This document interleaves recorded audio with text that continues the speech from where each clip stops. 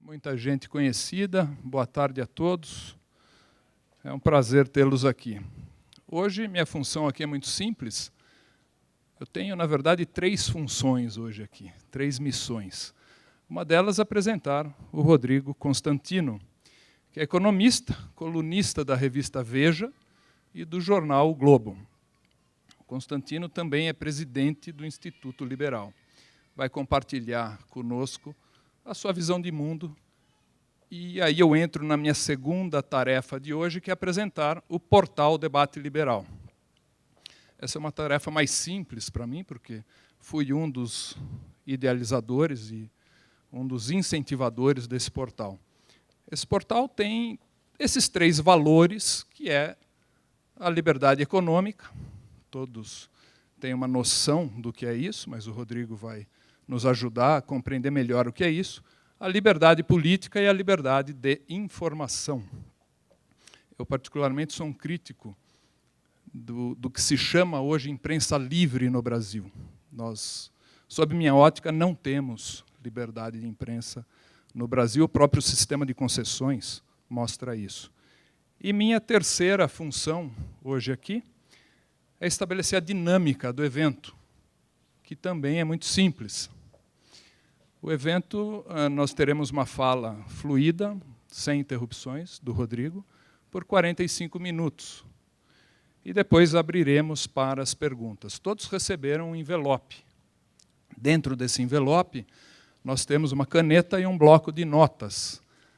Quem tiver pergunta, anota, de preferência uma pergunta só, porque se cada um fizer uma pergunta só, já não dará, né, para representarmos a todos. Então, façam a pergunta, passem discretamente para as nossas ajudantes e a pergunta chegará a mim. O Fernando Leme do Prado, que está aqui, vai nos ajudar também, professor Fernando, e que é uma honra recebê-lo aqui, por sinal. Bom, era basicamente essa minha missão. Sem maiores delongas, com vocês, Rodrigo Constantino. Seja bem-vindo, Rodrigo, a Jundiaí.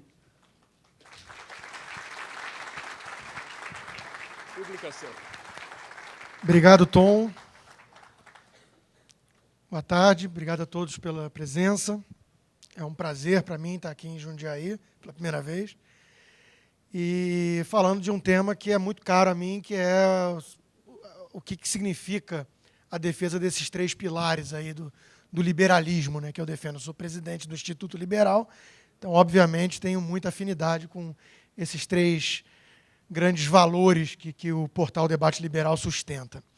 Antes de entrar na questão um pouco mais conceitual e teórica, eu tinha combinado previamente com o Tom de fazer uma análise conjuntural do Brasil, política e econômica brasileira dos últimos anos, para a gente poder se situar um pouco mais onde a gente está e por que é tão importante, eu diria fundamental, mudar os rumos e ir por um caminho mais livre. Né, porque o Brasil está numa direção muito preocupante, política e economicamente falando. E a conjuntura, então, que eu vou tentar descrever de forma muito resumida aqui, para não me alongar muito, é o que eu venho repetindo em algumas palestras, e felizmente há alguns anos já eu faço os alertas, então é mais fácil fazer análise com benefício do retrospecto, mas nesse caso eu tenho as provas de que eu fazia os alertas enquanto havia muita euforia com o modelo que eu já via como insustentável. A metáfora que eu tenho usado, então, nas minhas palestras é a de uma cigarra que ganhou na loteria e acha realmente que o verão vai durar para sempre, é irresponsável e não faz o dever de casa se preparando para um eventual e inexorável inverno que inevitavelmente virá. E essa cigarra, que é o Brasil, ganhou na loteria, que é basicamente o modelo chinês crescendo a taxas muito aceleradas, aliado ao custo de capital no mundo desenvolvido, nos países desenvolvidos, negativo em termos reais, ou seja, abaixo até mesmo da inflação nesses países.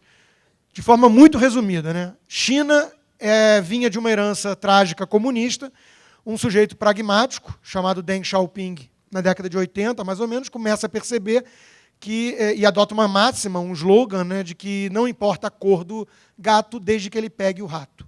E, com isso, começa a flertar com várias coisas já desse tipo de mentalidade mais livre. Ele começa a soltar amarras estatais, permitir o lucro, permitir a propriedade privada, abraçar o mundo globalizado. E, com isso, a China entra numa espécie de revolução industrial tardia, começa a crescer a 2 dígitos por ano, com uma voracidade, com uma demanda insaciável por recursos naturais que ela não tem. Quem tem recursos naturais em abundância, por sorte e obra do destino para vender? O Brasil.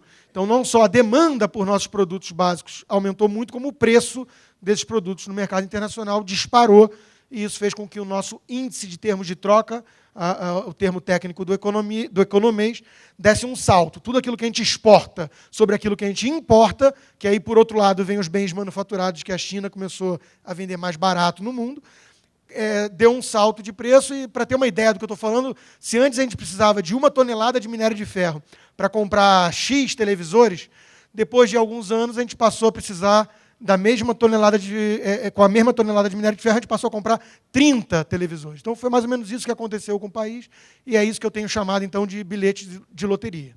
Além disso, os países desenvolvidos entraram em crise com a crise de tecnologia do Nasdaq em 2000, e a reação dos bancos centrais desses países foi inundar os mercados com liquidez, tentando impedir uma recessão, né? Jogar estímulos monetários na economia para ver se impedia com isso uma recessão. Alguns economistas, como o prêmio Nobel Paul Krugman, chegaram à época a defender uma espécie de fomento de uma bolha imobiliária para não ter recessão na economia. E, às vezes, a gente tem que tomar cuidado com aquilo que a gente deseja. Houve uma bolha imobiliária, como a gente sabe hoje, que explodiu em 2007, 2008. Quando isso acontece, o que os bancos centrais fazem? Novamente, para quem tem apenas um martelo, tudo se parece um prego. Inundam novamente os mercados de liquidez. E por que isso é tão importante para o Brasil, a ponto de eu dizer que é o segundo grande pilar externo da nossa loteria? Porque simplesmente esses investidores grandes de países desenvolvidos ficam desesperados, sem alternativa de retorno, porque os seus bancos centrais estão artificialmente jogando o retorno sobre o capital, sobre o investimento nesses países, lá para baixo, para tentar estimular consumo e tudo mais. Quando acontece isso, em vasos comunicantes, eu estou usando o termo liquidez de economia, vamos pensar em liquidez de piscina mesmo. Imagina que tem um sujeito jogando um caminhão de água numa piscinona, que é o mercado desenvolvido, os Estados Unidos e tudo mais, só que tem vasos comunicantes para piscininha. Aí tem lá o Brasil do outro lado, o mercado emergente menor. É óbvio que isso vai transbordar. Então, foi mais ou menos isso que aconteceu, a ponto da nossa presidente chamar isso de tsunami monetário. O que era o tsunami monetário? Eram os investidores do mundo inteiro desesperados, ávidos por qualquer tipo de alternativa que desse minimamente algum retorno. Isso é importante porque houve um fluxo de 50, 60 bilhões de dólares por ano de investimento direto para o Brasil. E eu brinco até num linguajar mais coloquial, que os investidores passaram a chamar o urubu de meu louro, começaram a ficar realmente relaxar qualquer tipo de critério de análise séria de investimento, porque queriam algum tipo de alternativa. Em 2010 foi o auge disso, né? A revista britânica The Economist, que eu soube que hoje está dizendo que o Brasil precisa de mudança também, né? Felizmente, tem que tirar o modelo atual do poder, mas ela em 2010 colocou o Cristo Redentor alçando o voo. Vocês devem ter visto isso. Então, era um clima de euforia com mercados emergentes, e o Brasil, por várias características, a bola da vez, um país de dimensão continental, 200 milhões de habitantes, mercado consumidor interno enorme. É óbvio que o Brasil caiu nas graças de todo mundo e virou a noiva do mercado. Isso explica o fenômeno Ike Batista em economia, virou o Midas, e explica o fenômeno Lula na política, que é muito análogo um ao outro. Virou o homem gênio da política, carismático, esqueceram que ele perdeu 3 eleições seguidas e tudo mais. Do lado interno, nós tivemos também dois grandes pilares dessa loteria. Um deles, paradoxalmente, a gente escutou muito o governo falando de uma herança maldita, mas, na verdade, foi uma herança benigna da era FHC, que é aquilo que entrou aí na ordem do dia, no debate das eleições, que é o tal tripé macroeconômico. Até a Marina Silva, que eu achava que até ontem não sabia o que era tripé macroeconômico, devia achar que era algum bicho da floresta e tudo mais, até ela veio defender o tripé macroeconômico. O que é isso? Né? Isso veio lá da era FHC, e nada mais, nada menos não tem mistério, o economista adora falar economês para parecer uma coisa mais complexa do que é, nada mais, nada menos do que câmbio flutuante. O que é isso? Você tem um preço livre, a gente vai falar um pouco disso à frente nos conceitos, que sinalize aos investidores aquilo que de fato está acontecendo com a economia.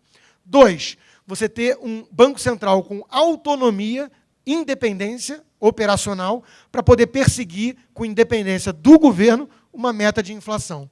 E 3, lei de responsabilidade fiscal. O que é isso? Todo mundo que administra um lar sabe muito bem. A gente não deve gastar mais do que a gente arrecada, com o governo não é diferente, porque se isso acontecer sistematicamente, a gente vai cair na mão de um agiota e o governo vai cair na mão do FMI e tudo mais. Então, esse tripé macroeconômico veio da era FHC e o presidente Lula, mérito, justiça seja feita, o único mérito que eu vejo dos seus 8 longos anos de mandato, foi ter respeitado no começo esse tripé macroeconômico, colocou um banqueiro internacional, eleito deputado federal pelo PSDB, que foi Henrique Meirelles, para cuidar dessa área, e o Palocci, que era um médico, que não veio da turma da Unicamp aqui, que adora destruir o Brasil em economia, era um médico com bom senso que entendeu esse tipo de obviedade e praticou um modelo econômico de austeridade.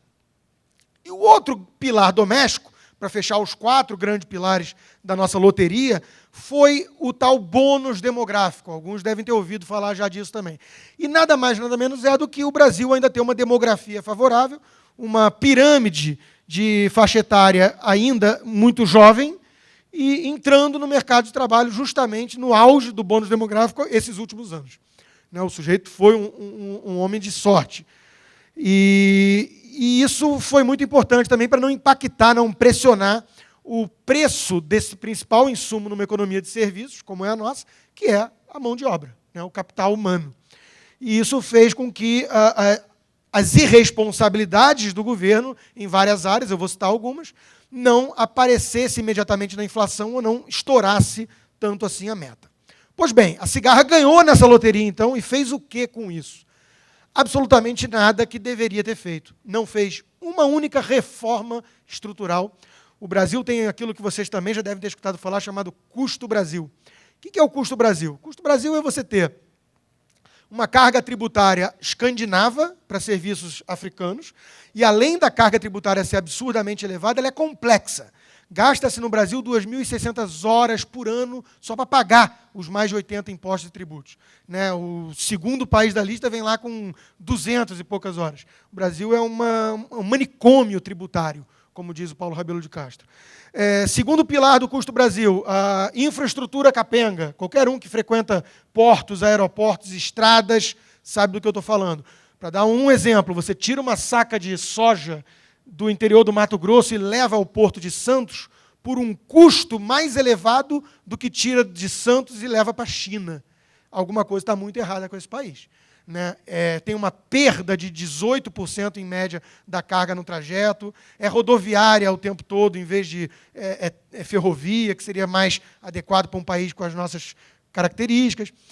Terceiro pilar do custo Brasil, mão de obra, lei trabalhista, mão de obra pouco qualificada, que mexe com a questão da educação e especialização técnica, e, além disso, uma lei trabalhista obsoleta, anacrônica, que data lá da era Vargas, inspirada na Carta del Alvoro de Mussolini, fascista. Trata o patrão como um explorador, como um inimigo do trabalhador. Essa é a visão marxista que predomina na nossa injustiça do trabalho. Outro pilar importante do custo Brasil, previdência. Eu citei há pouco o bônus demográfico. O Brasil é um país jovem. Mesmo assim, já temos uma bomba relógio fazendo tic-tac com cada vez mais frequência, que é a questão da previdência. Nós temos um rombo das aposentadorias do setor público e privado, principalmente público, que tem os marajás e tudo mais, de 50 bilhões de reais por ano. E nenhum governante mexe nisso. É um vespeiro, e como não vai explodir no meu mandato, eu jogo para frente e empurro com a barriga. Só que o troço vai crescendo. Só para vocês terem noção de como é grave isso, nós hoje, com uma população jovem, já somos um espelho dos Estados Unidos. nós temos 6% de idosos sobre o total da população e 12% a 13% de gasto do PIB com aposentadorias. Os Estados Unidos tem 12% a 13% de idosos sobre o total da população e gasta 6% do PIB com aposentadoria. Como é que vai ser a situação quando daqui a 10, 15, 20 anos o Brasil tiver com 10% de idosos sobre o total? A conta não fecha e nenhum governante mexe nisso. Então o custo do Brasil é esse, que a gente conhece bem, qualquer um que tenta empreender no Brasil conhece bem, e nada foi feito nesses últimos 12 anos de PT para endereçar esse problema. Nenhuma reforma estrutural trabalhista, tributária, previdenciária passou. Então, a cigarra é uma metáfora adequada, em minha opinião, porque ficou cantando, achando que o verão ia durar para sempre e gastando por conta. É igualzinho o cara que ganha na loteria, vai lá e troca o carro, compra a casa nova, ele gasta para consumo. E foi exatamente isso que o governo do PT fez. Fomentou o consumo, usou um modelo de estímulo ao crédito familiar para a compra de bens não duráveis. Quer dizer, você achar que é um modelo sustentável de país, você pegar e tomar financiamento de um banco público e comprar um televisor novo ou um carro novo, não é certo. E faltou olhar o lado da oferta, faltou olhar o lado da produtividade, faltou olhar como é que o Brasil se insere no mercado global em termos de competitividade. E nada disso foi feito nesses últimos 12 anos para melhorar a situação do Brasil.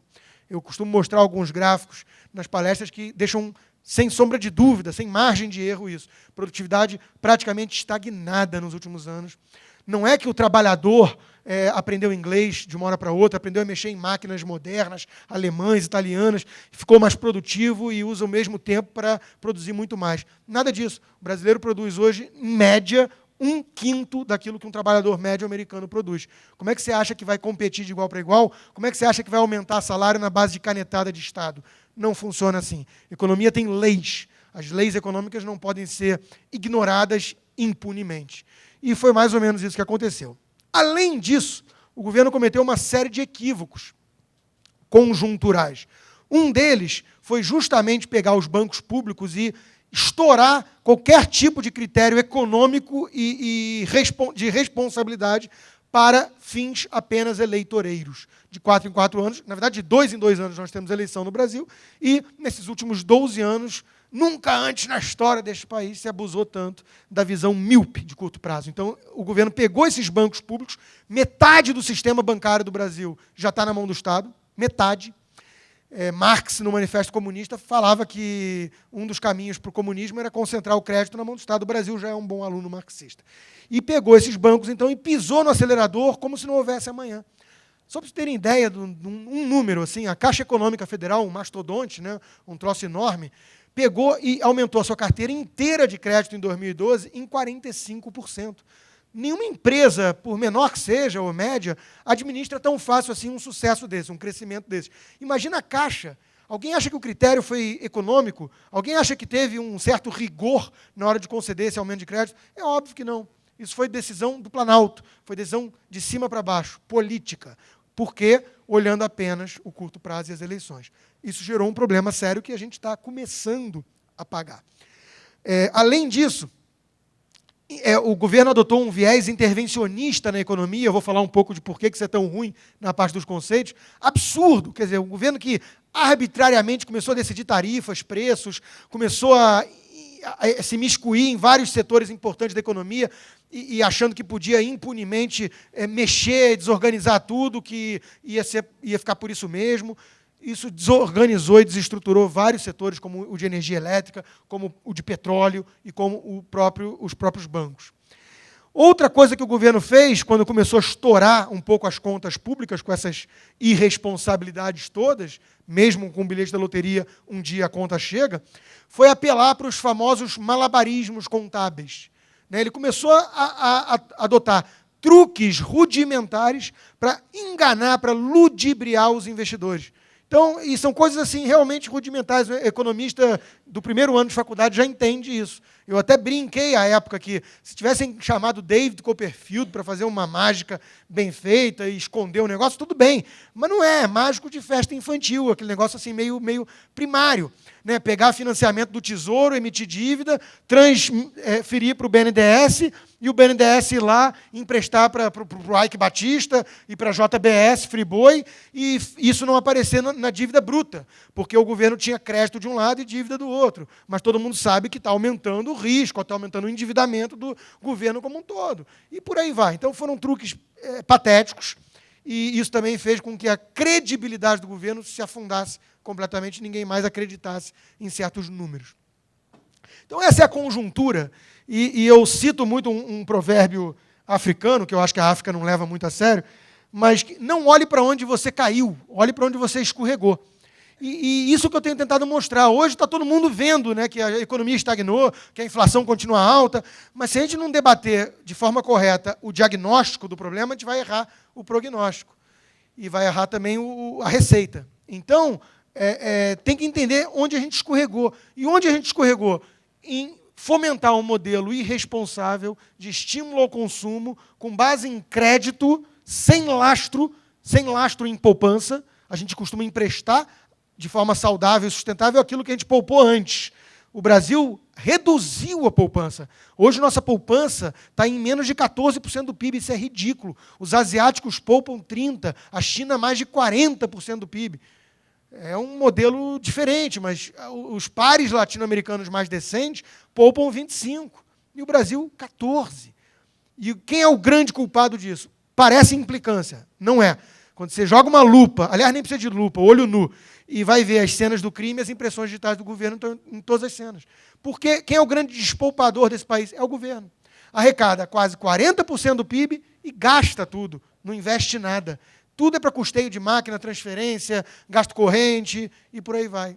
Não é um modelo saudável, não é um modelo sustentável. Não houve melhoria da nossa produtividade no Brasil e o Estado se arrogou cada vez mais uma sabedoria ímpar, arrogante, né, de ditar nos mínimos detalhes o funcionamento da economia de cima para baixo, lá de Brasília. Isso não funciona, trouxe a gente até aqui, é preciso mudar o modelo. A nova matriz macroeconômica, o desenvolvimentismo nacionalista da turma da Unicamp não funciona e nunca funcionou. Não funcionou com Geisel, na era militar, e não funciona agora com Dilma. É preciso abraçar o quê?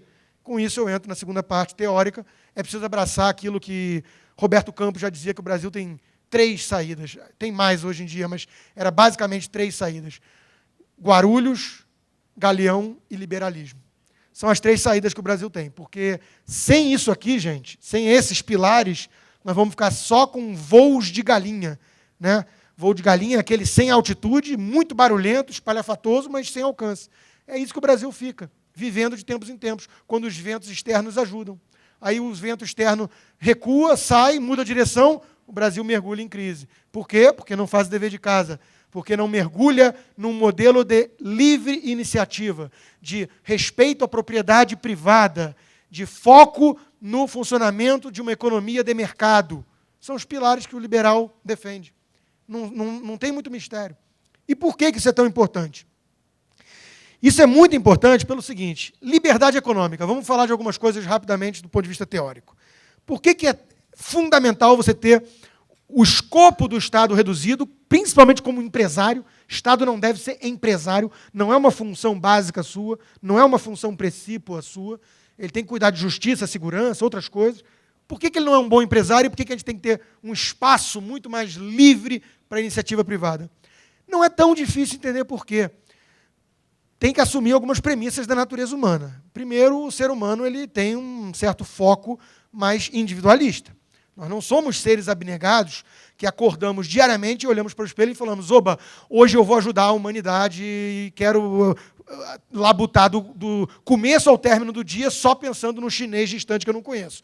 Não é bem assim que funciona. A gente trabalha mais para nossos próprios interesses, para nossa família, para o filho, e é assim que funciona a natureza humana. Então, o primeiro grande pilar importante é que a gente, quando tem o domínio, a posse da nossa propriedade, a gente cuida melhor. É a famosa máxima que fazendeiro conhece tão bem, que o olho do dono que engorda o boi. Por que isso? Porque o escrutínio dos sócios, de quem é dono daquele capital que está em risco, faz com que você tenha total foco na excelência. Faça com que você busque premiar a meritocracia. Faça com que você queira punir a incompetência, porque é o seu recurso na reta. Enquanto que o dinheiro do Estado é o dinheiro da viúva. A Petrobras rouba e desvia 10 bilhões de reais e isso parece troco para eles, porque não é de ninguém. Aquilo que não é de ninguém, aquilo que é de todo mundo não é de ninguém. Então, o primeiro grande pilar de uma economia, de uma liberdade econômica, é você ter o foco na propriedade privada. Porque é você, dono do seu dinheiro, que dá mais, tem mais cuidado com isso. Tem um economista prêmio Nobel, Milton Friedman, da Escola de Chicago, que gostava de resumir as 4 formas de gasto, né? A primeira forma de gasto é você gastar o seu dinheiro com você mesmo. Você vai no mercado, vai lá e compra o produto. Comprei o iPhone da Apple, porque eu gosto. Então, você tem total preocupação com o custo, você que paga do teu bolso, e total preocupação com o benefício, é você que vai usar. E, mal ou bem, as preferências são subjetivas. Eu posso gostar mais do Apple, o outro pode gostar mais da Samsung. Cada um vai lá e exerce a sua preferência num mercado livre, né? A segunda forma de gasto é você gastar o teu dinheiro com terceiros. Você vai lá na mesma loja, só que dessa vez compra um presente. Total foco no custo, eu que estou pagando, e o benefício nem tanto, porque eu estou dando um presente mesmo, ele que quisesse que troque e tudo mais. Eu não tenho onisciência para saber o que ele prefere e tudo mais. As outras 2 formas são as piores. É você gastar o dinheiro dos outros com os outros. Eu não estou muito preocupado com o custo, não sou eu que pago, e eu não estou muito preocupado com o benefício, não sou eu que uso. E a pior de todas, gente, sem dúvida, é você gastar o dinheiro dos outros com você mesmo. Você vai ter uma total obsessão com o benefício daquilo e o custo dane-se, porque não é você que está pagando. É por isso que tem apartamento vazio em Brasília para guardar entulho, é por isso que o presidente Lula bota um carro exclusivo para a cadelinha Michele passear, é por isso que importa tecidos do Egito, porque não é ele que está pagando, mas é ele que está usando. Então, o Estado é isso, é um mecanismo de incentivos inadequado. E o empresário, apesar de toda a retórica que a gente escuta da esquerda, explorador, ganancioso, foco no curto prazo, é o contrário.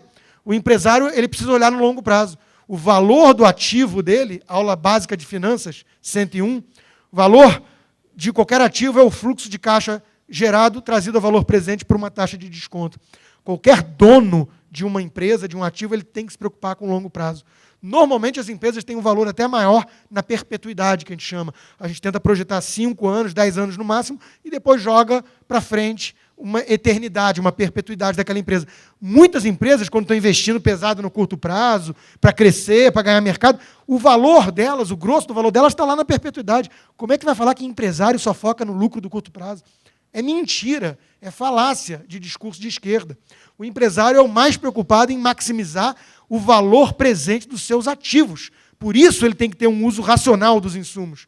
Por isso que um dono de um poço de petróleo não vai exaurir o poço de petróleo em curtíssimo prazo só pensando em lucrar com isso. Isso é uma estupidez. As florestas privadas do Brasil são bem cuidadas. Aracruz, Klabin, Veracel, essas empresas todas. Porque é deles o ativo. Agora, a Amazônia tem um desmatamento enorme, porque não é de ninguém, é de todo mundo. Então, o olho do dono é que protege. Liberdade econômica é isso. É você respeitar que os indivíduos e os empresários vão estar cuidando dos próprios negócios e de forma muito mais eficiente do que o Estado lá distante em Brasília, com mecanismo de incentivos inadequado, tomando decisões que não são eles que pagam a fatura. Além disso, é muito importante você ter aqui um mecanismo de preços livres. Por quê? Cito outro prêmio Nobel de Economia, Friedrich Hayek, da escola austríaca agora. Ele tem um paper maravilhoso sobre o uso do conhecimento na sociedade, de forma muito sucinta. Cada um de nós aqui presentes detém um pequeno bit de informação relevante. Cada um tem uma expertise, cada um tem um conhecimento e cada um tem uma preferência. Um gosta mais da Apple, o outro da Samsung. Um mais do azul, o outro mais do amarelo. E tem gente até que gosta de funk. Agora, você vai lá e faz o que com isso? Exerce num plebiscito ininterrupto, chamado mercado, as suas preferências e as suas informações são levadas adiante por meio do mecanismo de transmissão de conhecimento, que é o preço. O que eu estou querendo dizer com isso para exemplificar e facilitar a compreensão? O sujeito que produz aço aqui em Porto Alegre, Ele não precisa ter conhecimento detalhado de tudo aquilo que impacta o preço do aço no mundo, a oferta e demanda do aço. Afinal de contas, a China aumentar a sua demanda por aço para construir um prédio lá que o Estado resolveu fazer, vai impactar no preço. Só que o cara aqui não tem como saber de tudo isso. Ninguém é onisciente, nenhum grupo de pessoas, por mais inteligente que seja, concentra, agrega a mínima parte, a ínfima parte do conhecimento disponível e pulverizado no mercado. Agora, ele pode ter uma sinalização de que algo está acontecendo com o mercado dele. O quê? O preço do aço começa a subir. O preço do aço começa a subir porque, de repente, a China começa a comprar que nem um maluco e isso vai emitir a ele uma informação relevante. Ele vai se ajustar e tomar decisões racionais de acordo com essa nova informação. Preços livres são fundamentais para o funcionamento da liberdade econômica.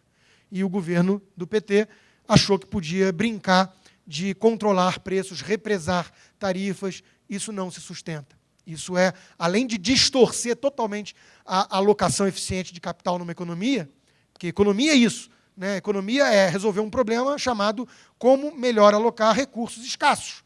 O problema dos socialistas e dos marxistas é que eles anulam a primeira premissa, recursos escassos. Então, realmente, no mundo de abundância, ninguém se preocupa com ar. Ninguém se preocupa em precificar o ar que a gente respira, porque tem abundância. Agora, recursos econômicos são escassos. Não tem aço infindável, não tem petróleo infindável. A decisão econômica é uma decisão racional de alocação de recursos escassos. Para isso funcionar bem, precisa ter propriedade privada, o dono tomando as decisões com base no mecanismo de incentivos adequado e preços livres. Fundamental. Outro pilar crucial para o bom funcionamento disso. Cito mais um economista austríaco, Schumpeter. Ele cunhou a expressão destruição criadora. O que é isso? Pensemos na luz elétrica de Thomas Edison. Quando vem o sujeito brilhante, depois de 1.200 tentativas, né, porque ele mesmo falava que criação é 99% transpiração e 1% inspiração. Aí ele vem lá com a luz elétrica. O que isso ocasiona para produtor de querosene, lampião e vela? É um problema sério. O que os ludistas faziam na Revolução Industrial e o que os protecionistas todos falam? Precisa proteger esse pessoal, porque ele gera emprego. Então o mundo estaria até hoje com lampião e vela. Aí vem o Henry Ford com o modelo T, tornando o carro um produto acessível, primeiro para a elite e depois para as massas. Porque a história do capitalismo é essa, massificar aquilo que antes era luxo. Essa é a história. Meia de seda qualquer um pode comprar hoje, antes era coisa de nobreza. Quando o modelo T vem ao mercado, o que isso faz com um produtor de carroça? Ele leva a bancarrota. Mas qual é a alternativa? Proteger o produtor de carroça? Então a gente estaria andando de carroça até hoje. Como é que seria a produtividade do mundo se a gente tivesse vela e carroça e máquina de escrever? Porque o computador também tornou obsoleta a máquina de escrever.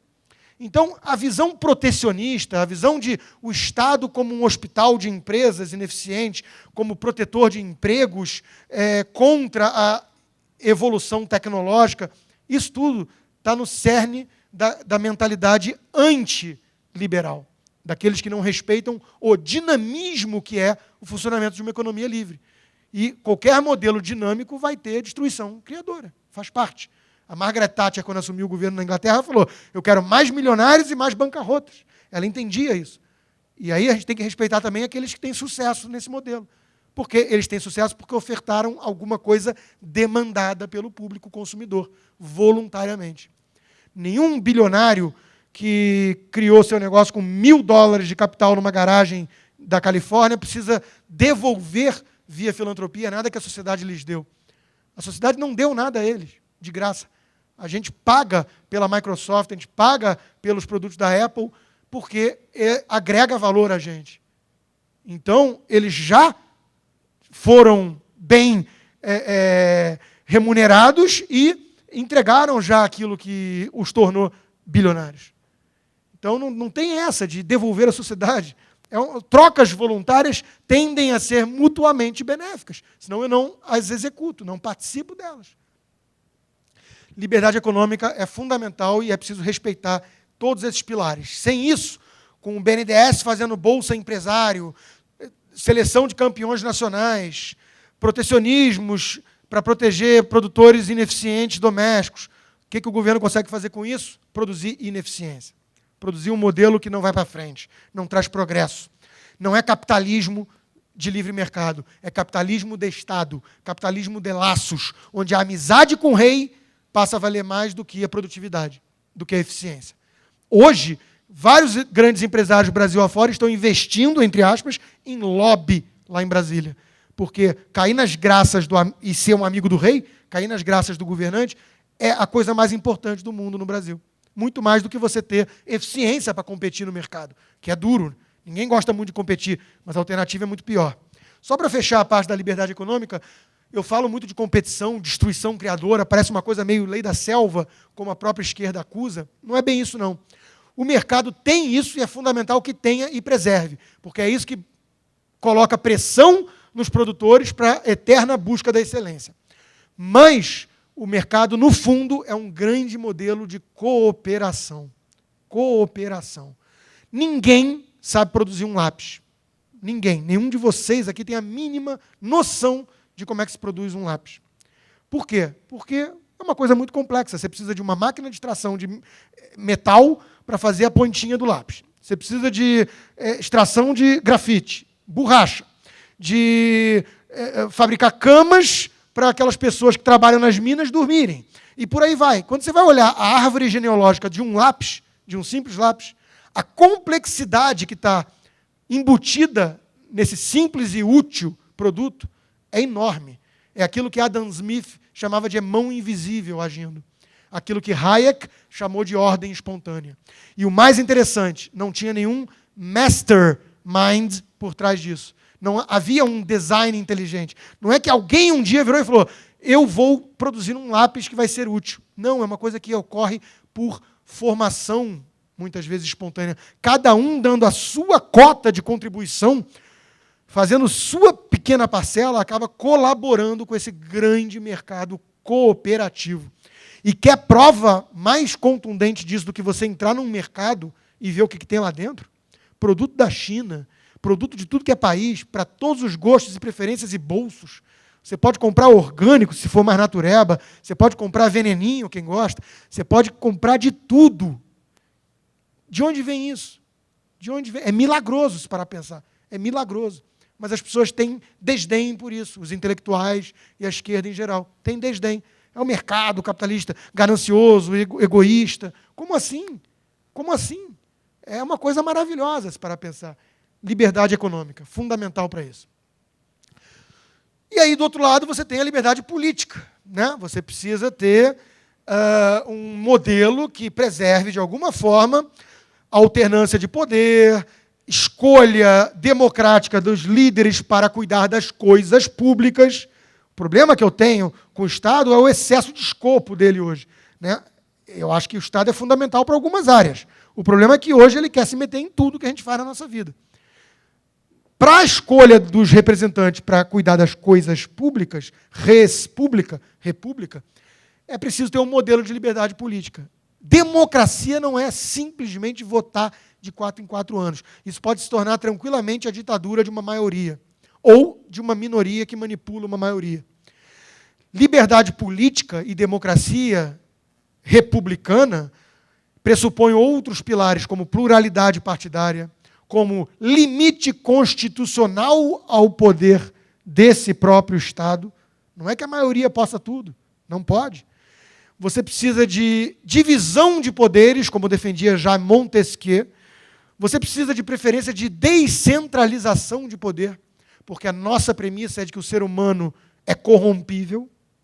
O único incorruptível era Rousseau, que adotou o terror e degolou todo mundo. Né?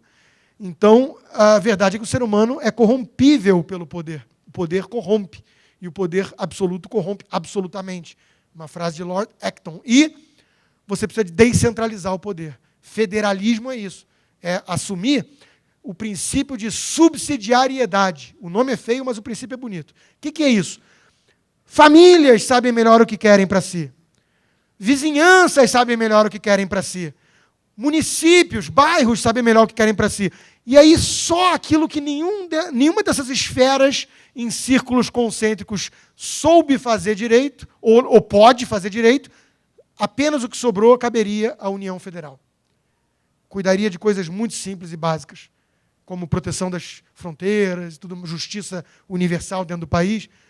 Não preciso nem dizer que a gente tem um modelo invertido, né? O governo federal decide a tomada que a gente vai usar, como o pão francês vai ser vendido nas padarias, e por aí vai.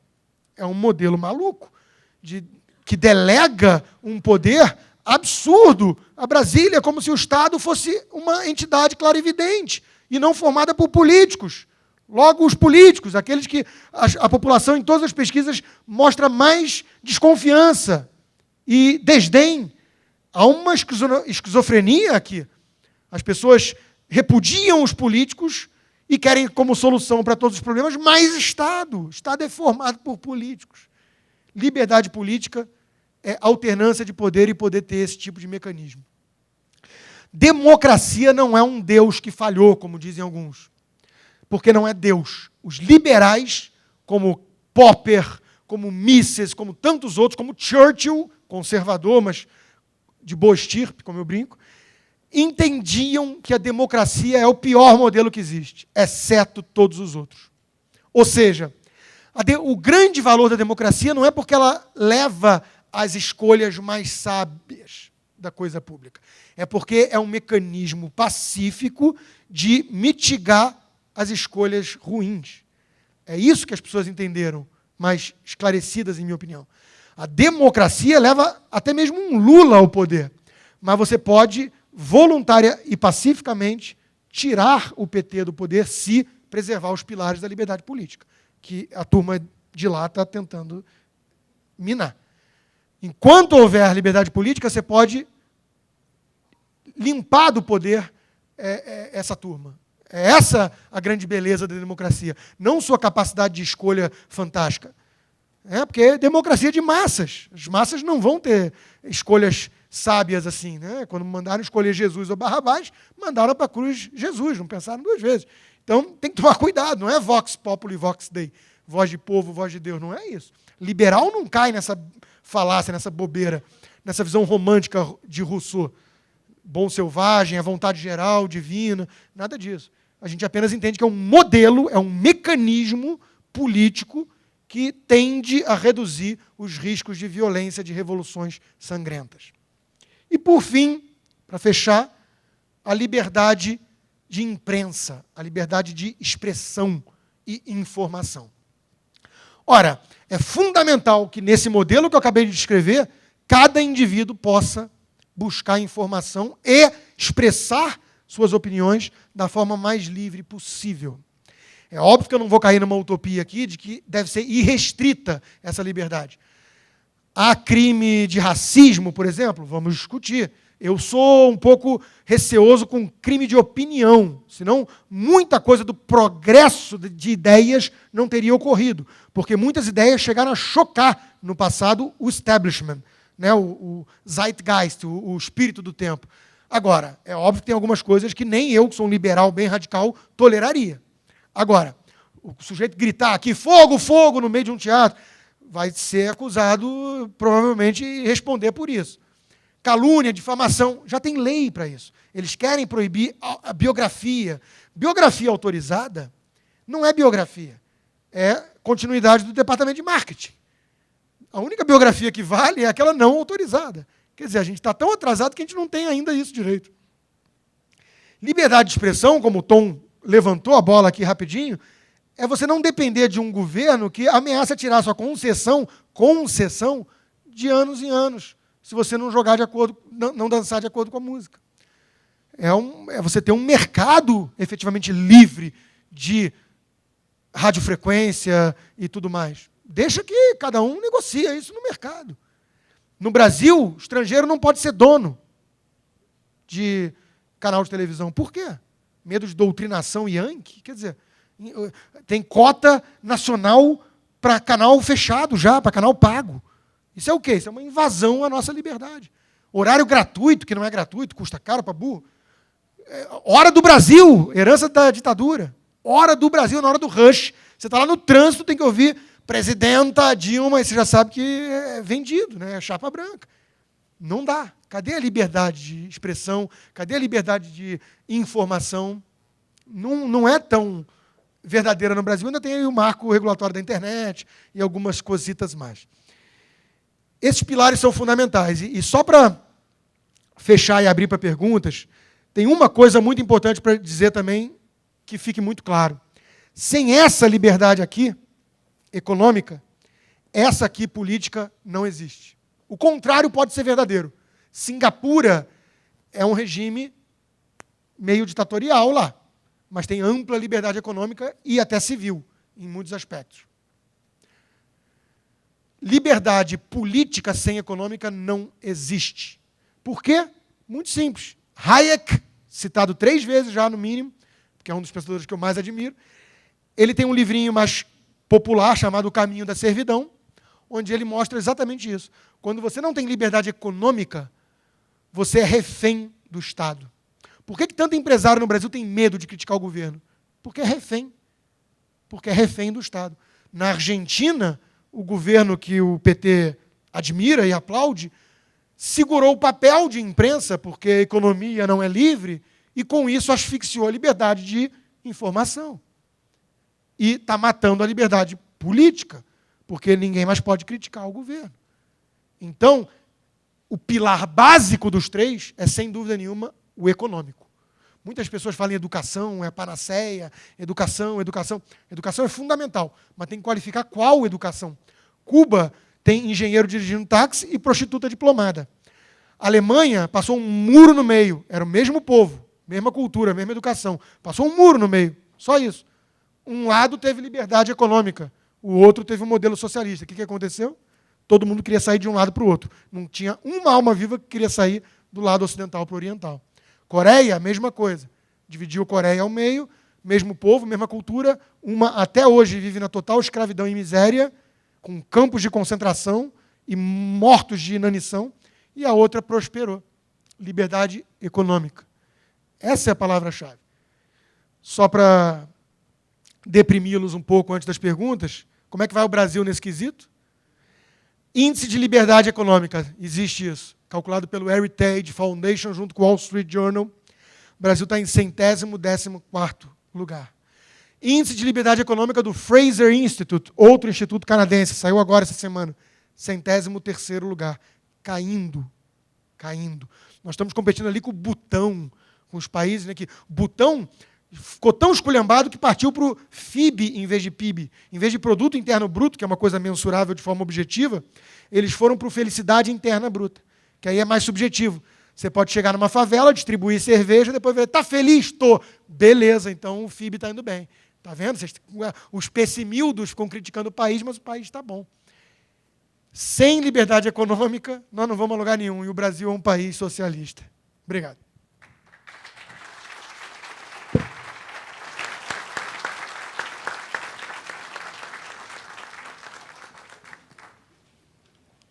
Rodrigo, meu papel agora é provocar um pouco você. Temos algumas perguntas. A primeira é sobre o mercado imobiliário. Como esse mercado é impactado, por exemplo, pelo programa Minha Casa Minha Vida? Esse programa alterou o mercado? É solução? Alterou muito. Na minha palestra da cigarra, eu tenho 2 ou 3 slides só sobre esse assunto, porque hoje no Brasil há uma discussão muito intensa entre economistas se já estamos numa bolha imobiliária ou não. Eu sou da opinião até de que não é exatamente uma bolha, mas é uma espuma. Está crescendo. E, por trás disso, impressão digital do governo do começo ao fim. Quando ele usa a Caixa Econômica para dar crédito à torta e à direita, quando ele vai lá e compra terrenos para o Minha Casa Minha Vida, isso vai puxando toda a cadeia para cima. Porque alguém vendeu aquele terreno para Minha Casa Minha Vida, aí vai lá e compra um maior. Alguém vende um apartamento que se valorizou um pouco e vai para um maior. Você vai puxando a cadeia como um todo. E os insumos são fixos, são dados, não houve aumento de produtividade. É o mesmo trabalhador, tem poucos engenheiros no país, tem pouca mão de obra qualificada. Resumo da ópera, o insumo aumentou de preço ano após ano, acima da inflação. Nós temos uma inflação aí em torno de 6,5% ao ano, o índice de construção civil sobe a 8%, 9% ao ano. É o governo pressionando esse mercado, esse setor, por interesses eleitoreiros de curto prazo, míope, e ajudando a criar um problema que vai estourar lá na frente, se é que é tão lá na frente. Por quê? Todo mundo se sentiu mais rico da noite para o dia. Todo mundo teve os seus apartamentos se valorizando, mudou de casa, com base em crédito e tudo mais. Mas, eu repito, houve uma mudança estrutural da economia, houve um crescimento de produtividade, houve um enriquecimento com base em lastro, aumento de poupança, investimento. Não houve. Então, de onde veio essa riqueza? Na minha percepção, foi ilusória, foi emprestada. E tudo aquilo que é só emprestado, e se a gente não usar para melhorar nossa capacidade de pagamento, é óbvio que a gente vai ter que pagar em condições adversas, que é o que aconteceu com todos os países que tiveram crises imobiliárias. Eu acho que a gente está longe dos excessos desses países, né? Próprios Estados Unidos, a Espanha, a Islândia, a Irlanda, a gente está longe. Só para dar uma indicação disso. O loan to value no Brasil, que é quanto você coloca do valor do imóvel para a compra do imóvel, é alto, é em torno de 60%, 70%. Então, as pessoas pegam 30%, 40% do valor do imóvel em financiamento. Nos Estados Unidos, em alguns casos, chegou a ser 105%, 110%. Eram os famosos ninja loans. O que era ninja? No income, no asset, no job. O cara não tinha renda, não tinha emprego e não tinha ativo. Chegava no banco, saía de lá com 110% do valor do imóvel em financiamento. Os 10% extra é para mobiliar um pouquinho a casa, que ninguém é de ferro. É óbvio que o negócio não dá certo. O Brasil está longe disso, não é uma bolha que vai implodir. Não é. Agora, houve um crescimento de crédito muito grande, puxou o preço dos insumos todos de forma muito acelerada, não houve um crescimento de renda sustentável que justificasse isso, e enquanto o nível de desemprego estiver baixo, tudo bem. A inadimplência não vem numa escalada muito grande, mas o emprego já está começando a acusar o golpe do fracasso desse modelo. Rodrigo, mais uma provocação para você. O problema da iniquidade entre as relações entre indivíduo e o Estado. O Estado me parece que pode tudo, e o indivíduo nada. Como é que você vê isso? Tem a questão, inclusive, de uma dívida do Estado para conosco, tem um tipo de juros, de correção monetária. E o vice-versa, me parece que não é verdadeiro. Tem um dito popular que diz: pau que bate em Chico, bate em Francisco. Isso não é aplicado nessas relações. Como é que você vê isso? Concordo 100%, Tom. Eu acho que no Brasil nós não somos exatamente cidadãos, nós somos súditos de Brasília. Deixamos de ser súdito da coroa portuguesa e passamos a ser súdito de Brasília. E vale lembrar só que a Inconfidência Mineira de Tiradentes foi com base no quinto da derrama, né, com o imposto de 20% em cima do ouro que eles tinham que mandar para Portugal. Hoje nós mandamos 40% para Brasília e praticamente a fundo perdido, né? Os serviços em troca estão aí. Então, eu acho que, sem dúvida nenhuma, a gente tem que reverter isso. O Ives Gandra Martins, que é um jurista renomado, que eu respeito muito, ele faz umas palestras, eu já assisti a algumas, que ele sempre traz à tona isso que eu acho fundamental da gente entender. Ele sempre fecha ou joga no meio o seguinte: eu quero viver num país onde eu olho para o governante e ele me trata como Vossa Senhoria. Quem é o senhor sou eu, que pago o imposto e o salário deles. No Brasil é tudo invertido. O Vossa Excelência, o Vossa Senhoria, é tudo para as autoridades e nós somos tratados como se fôssemos crianças, mentecaptos, indefesos, que precisamos da tutela do Estado para tudo, que o Estado vai ditar como é que a gente vai viver. Está tudo invertido. Fora isso que você trouxe aí, né, de critérios de duplo padrão, de um peso, duas medidas. Você entra na justiça contra o Estado, que já é uma atitude um pouco temerária, porque o governo detém muito poder nesse país, ninguém quer ficar mal com o governo, e você vai levar 10 anos brigando, estando com a razão, e não vai ganhar, e vai ganhar depois em precatório. Enquanto que o Estado, na hora de cobrar, é o departamento mais eficiente do governo, é a Receita Federal. Tem um quadro técnico brilhante, excelente de nível, porque na hora de arrecadar é com eles mesmo. Né? Então, é muito complicada essa situação de Estado e indivíduo. Nós temos que reduzir o escopo do Estado e aumentar o Big Society, como diz o Cameron lá na Inglaterra. Né? O Partido Novo que eu sou uma espécie de consultor informal, ajudei um pouco aí a ficar de pé, né? Ele tem exatamente isso nos slides que o João Dionísio, do partido, mostra. Ele mostra exatamente isso. É um slide que está aqui o Estado de um lado e o indivíduo do outro. Quando um aumenta, o outro diminui. E vice-versa, que nem um balão, né? Que nem um balão. Você aperta de um lado, aumenta do outro. A gente precisa apertar um pouco aqui o Estado para aumentar o lado do indivíduo, da sociedade voluntária, né? Então, eu vejo isso com muita preocupação.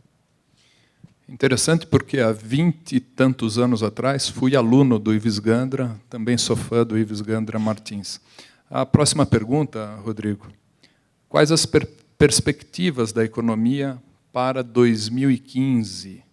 E aí tem um detalhe. Quem quer que vença as eleições?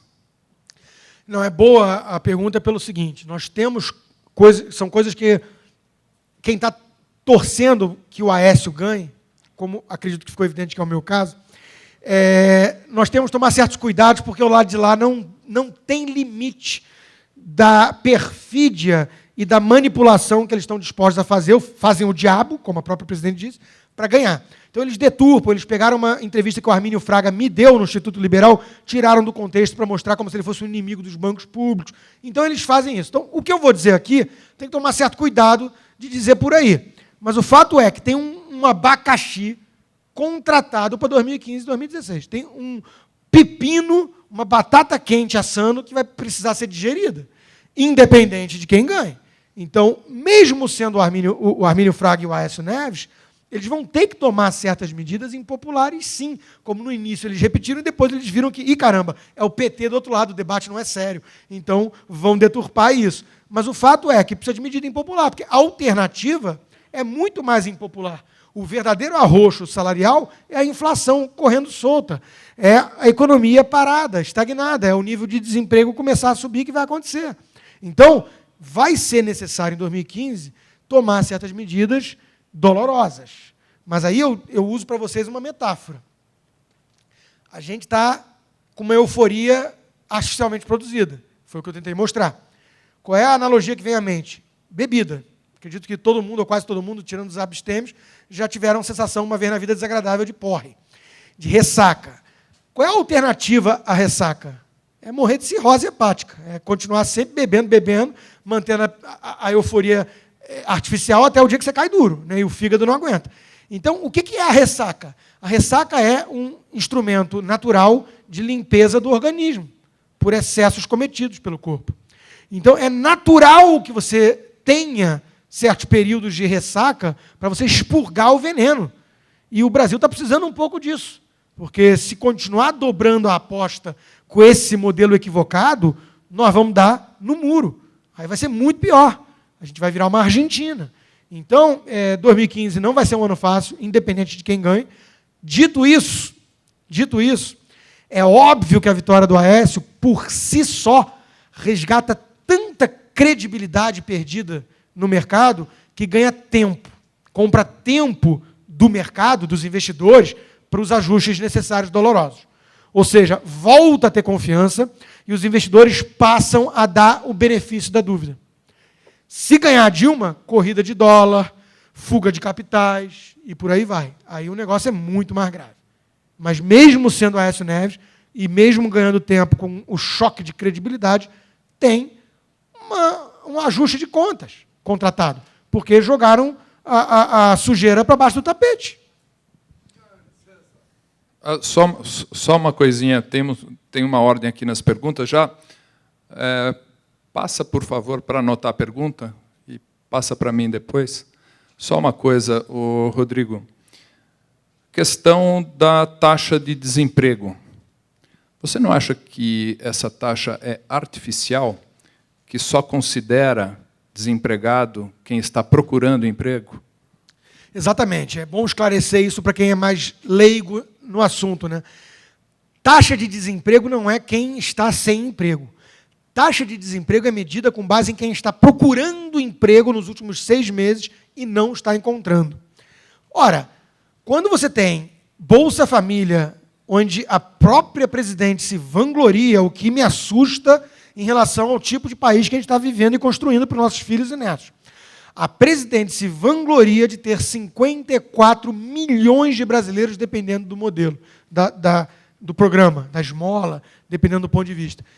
Quando você tem 54 milhões de pessoas dependendo do Bolsa Família, qual é o impacto disso em procurar emprego formal? Porque a pessoa pode preferir o emprego na informalidade, que sempre foi uma característica do Brasil, até por conta do custo proibitivo da legalidade, daquelas leis trabalhistas. A gente tem no Brasil um encargo trabalhista que passa de 100% do custo do salário. O salário é 1.000, a empresa gasta 2.000. 2.000 que custa para a empresa. O Estado faz altruísmo com chapéu alheio. O Estado tem o FGTS de 8%, que é o Fundo de Garantia do Trabalhador, onde ele usa para gasto corrente. É confisco do nosso dinheiro. E o retorno desse fundo não chega a 3% ao ano. Bom, a inflação é 7%. É confisco. FGTS, o governo vai lá e abocanha o nosso dinheiro. E quando você tem isso, e a pessoa está ganhando lá o Bolsa Família, será que ela vai procurar emprego formal? Ou será que ela vai acumular biscates para poder manter o benefício? Então, a gente não sabe ao certo o impacto disso. Não tem cálculos tão sérios sobre isso. Além disso, tem o fenômeno da geração nem estuda, nem trabalha. É outro issue também. Então, eu realmente concordo com a provocação. Eu não sei dizer até que ponto essa baixa taxa de desemprego é condizente com a realidade da nossa economia.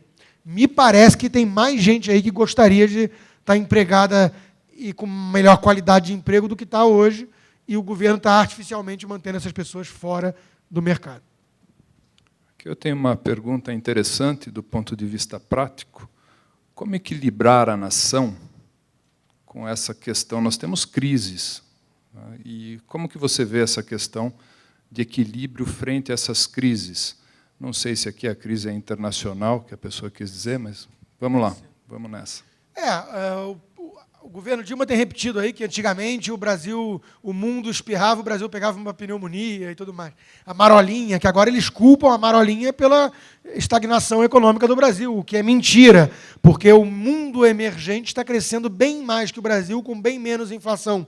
E quando eu digo mundo emergente, eu poderia estar colocando os asiáticos na conta, que seria covardia. Mas mesmo tirando os asiáticos, quando a gente olha os latino-americanos, o Brasil é lanterninha, ali flertando só com a Venezuela e a Argentina, que entraram em profunda crise econômica.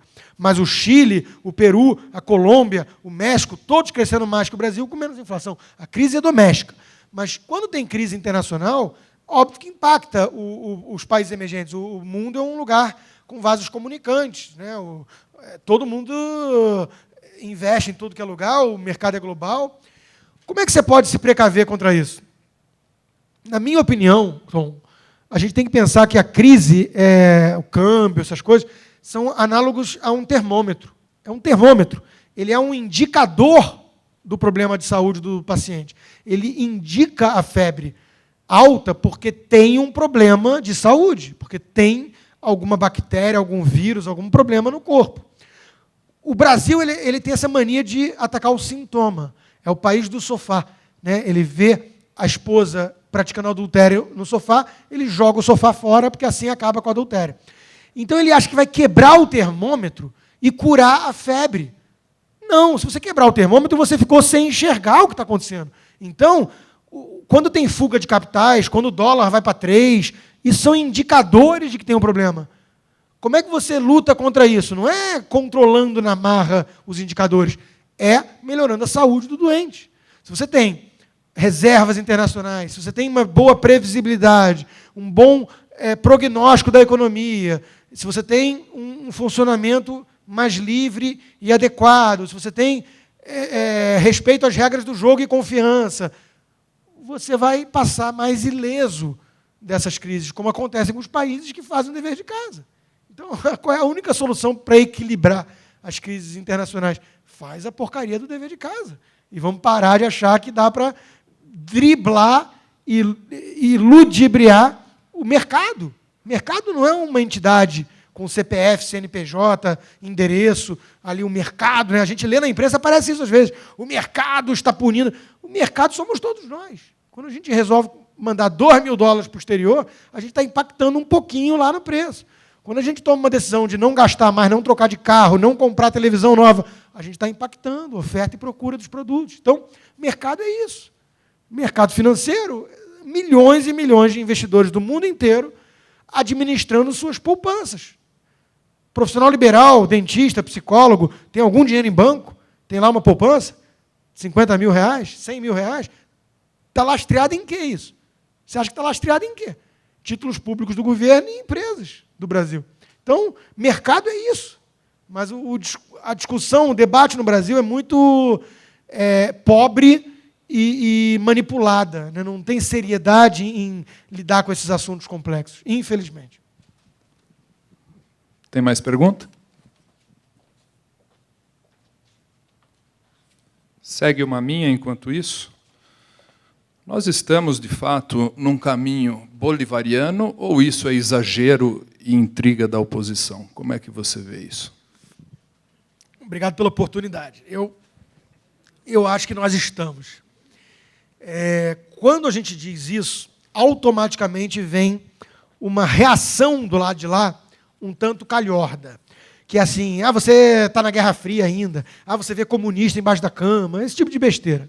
Não é nada disso. O que está sendo dito é que nós temos no governo há 12 anos um partido que abertamente, não é teoria conspiratória, não é que eu ouvi dizer, abertamente, publicamente, diz flertar, defender, louvar o modelo bolivariano. Começou lá em 1990, criaram o Foro de São Paulo, junto com Fidel Castro, que até hoje recebe elogios e afagos da presidente Dilma e companhia. Protegeram um terrorista italiano, assassino de 4 inocentes, pelo menos, na Itália, que é um país democrático até a última vez que eu chequei, com uma justiça independente até a última vez que eu chequei, e foi julgado e condenado na Itália, e ele está no Brasil, livre, leve e solto, protegido pelo PT. Então, quando eu falo que o PT adora comunista e defende o bolivarianismo, não sou eu que estou dizendo. Eu estou dando voz ao que eles fazem e dizem. E quando a gente vai ver indícios de tomada de decisão, aí é mais evidente ainda.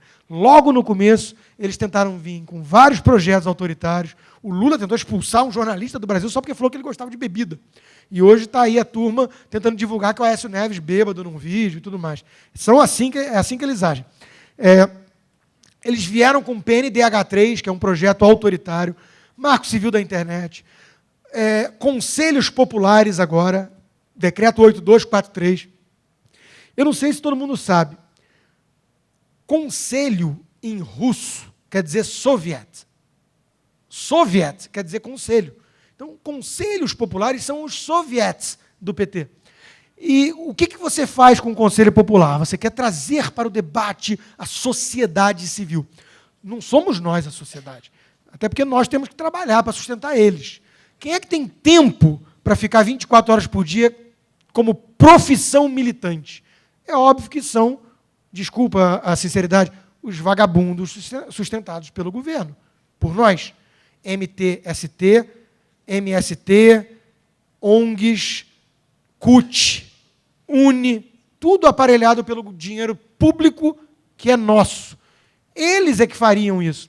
Quando o PT fez uma experiência já nesse sentido lá em Porto Alegre, ficou 16 anos no poder lá, não podemos esquecer, foi um balão de ensaio, uma vitrine para o Brasil, e o Brasil não aprendeu com os próprios erros. Quando eles tomaram o poder lá, eles fizeram um negócio chamado orçamento participativo. Muito bonito na teoria. O que era isso? O prefeito vinha para um lugar como esse, trazia o povo, que somos nós, supostamente, para debater o orçamento. O povo está participando. Isso é democracia. Democracia direta, como aquela que existe na Venezuela. E aí, o que aconteceu? A primeira vez apareceu lá uma dona de casa. Eu acho que isso aí não é legal, não. A gente tem que gastar mais ali. Tá bom, escutaram 2 minutos, tá bom, chega. Depois de 3 idas, 2 idas, tem livros relatando essas coisas. Não estou inventando. Depois de 2 idas, 3 idas, a dona Maria percebeu que ela não tinha mais voz. Que só quem tomava mesmo as decisões era a patota, a claque, ligada ao próprio prefeito. Era um simulacro de democracia direta, como é a Venezuela hoje, que o Lula acha que tem excesso de democracia. Então, sim, nós temos um risco bolivariano sério, muito sério. O Brasil está financiando Cuba via médicos cubanos, manda mais de 1 bilhão para Cuba, trazendo escravos para o Brasil. Nós temos o Porto de Mariel, em Cuba, financiado pelo BNDES, mais $1 bilhão. Nós estamos financiando esses regimes. Então, é óbvio que tem um risco. É óbvio. Basta ver as declarações do próprio Lula. Ele declara que está indo nessa direção. Tem uma das declarações dele que ele ainda brinca. O Chaves, quando era vivo, está indo na mesma direção que eu. A diferença é que ele vai numa Ferrari e eu vou num Fusquinha. Porque é mais lenta, as coisas aqui no Brasil são mais lentas. Porque tem mais resistência. Tem imprensa, alguma imprensa independente ainda, tem setores importantes da iniciativa privada, grupos organizados, é um país maior. Então não é tão fácil assim quebrar a espinha dorsal da democracia e da liberdade, mas eles estão indo nessa direção, não tenho a menor dúvida, e não é teoria conspiratória, é constatação de um fato. Rodrigo, tem perguntas aqui nesse sentido, mas acho que você já respondeu. Acrescentaria apenas, qual seria um manual para diminuir o Estado? Não está grande demais o Estado brasileiro? Gigantesco, é um paquiderme obeso, né? Eu brinco que tem parasita demais para hospedeiro de menos. Como a gente que paga a conta e está cheio de gente pendurada nas tetas estatais, é bolsa para tudo que é lado, né? Bolsa empresário, bolsa esmola, bolsa artista, bolsa ditadura, tem bolsa para tudo lá. O governo compra todo mundo que está à venda. E tem muita gente à venda no Brasil.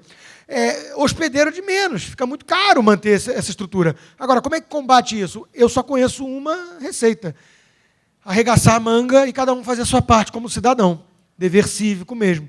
Quem tem dinheiro ajuda a financiar movimentos assim.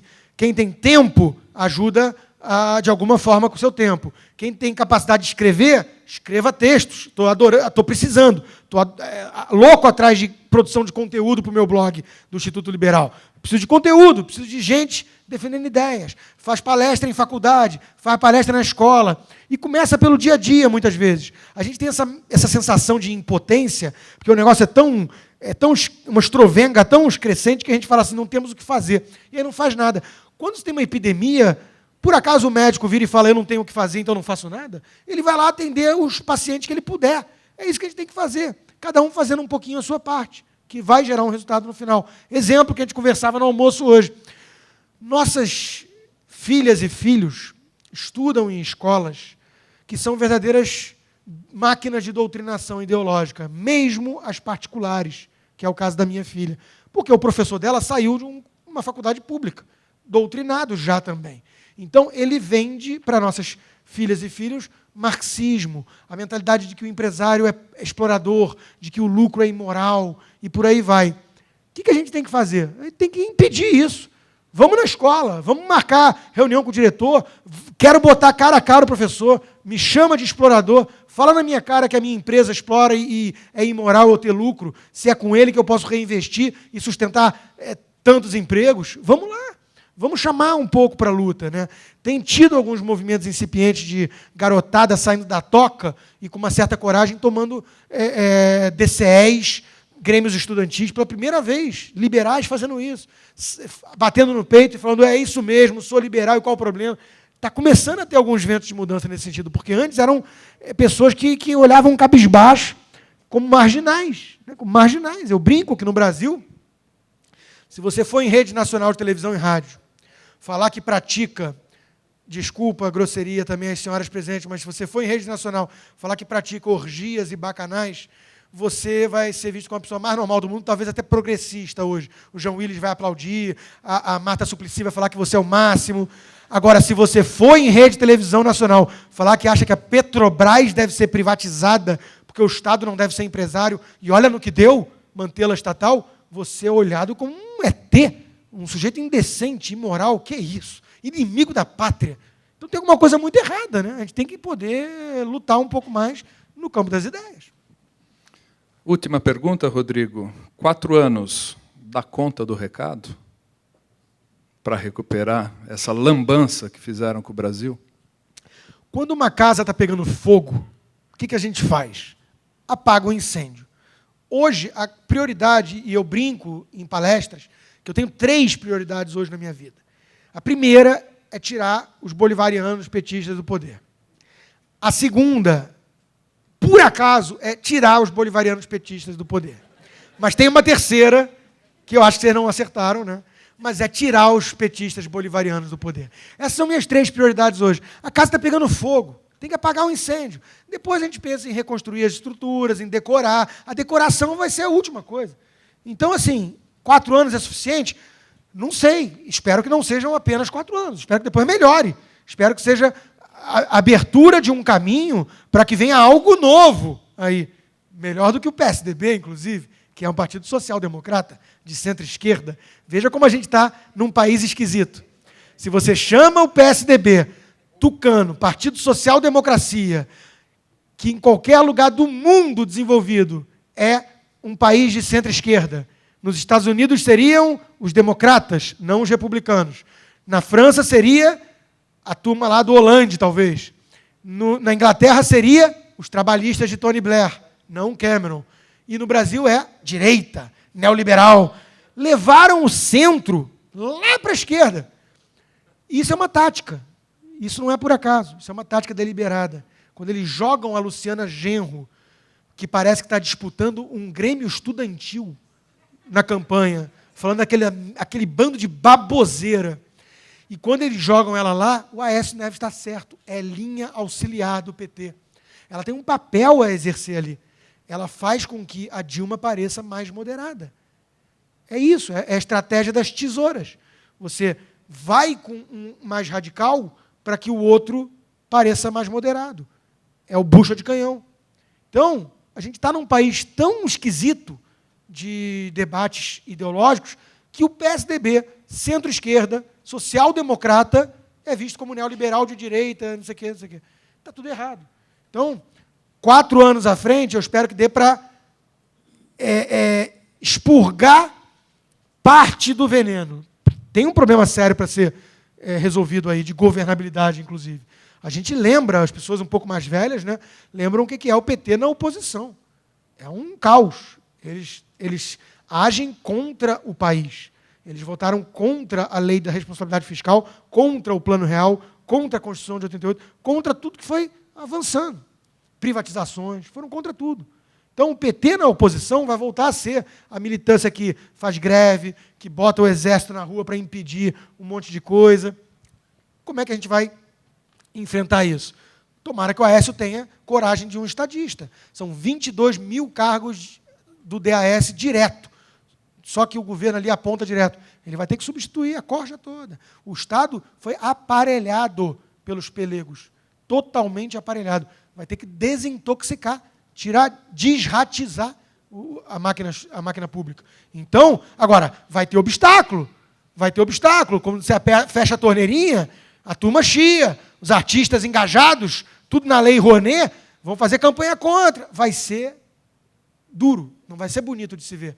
Mas um estadista tem que fazer isso, tomar as decisões difíceis, impopulares. Eu não sei se nós estamos chegando ao fim, mas eu queria só fechar também com um exemplo. Eu falei aqui que o PSDB, em qualquer lugar do mundo, seria visto como centro-esquerda e no Brasil é direita neoliberal. Para mostrar como nós estamos doentes do ponto de vista de debate ideológico e político. Eu queria fechar com um exemplo mais sintomático ainda. Nós temos um sujeito aqui em São Paulo, aqui na capital, né, que em qualquer lugar sério do mundo, e até nos mais ou menos sérios, estaria preso, vendo o sol raiar quadrado no Chilindró. Chama-se Guilherme Boulos. Ele é líder do MTST, que criou uma máfia, um esquema corrupto de furar fila do Minha Casa Minha Vida para poder manipular várias famílias via invasão de terreno, que aí ele vai lá, invade e consegue depois o benefício e por aí vai. Invadir propriedade privada, até a última vez que eu chequei no Código Penal, era crime. O que o Brasil, a elite brasileira, faz com um sujeito desses? Premia e coloca como colunista da Folha de São Paulo, o maior jornal de circulação do país. É ou não é um país doente do ponto de vista moral? Eu deixo com vocês a reflexão. Rodrigo, gostaria de agradecer a você. Tem o pessoal, você falou em jovens tomando iniciativa, tem o pessoal do Renova aqui, que muito nos honra com a presença lá no fundão. Agradeço a vocês, fiquei feliz realmente de vê-los aqui. E agradeço a todos que colaboraram, de certa maneira, com esse evento, principalmente a você, saiu do Rio de Janeiro, pegou avião, veio para cá, deu entrevista, teve um dia bastante atribulado, está aqui respondendo as perguntas. Muito obrigado.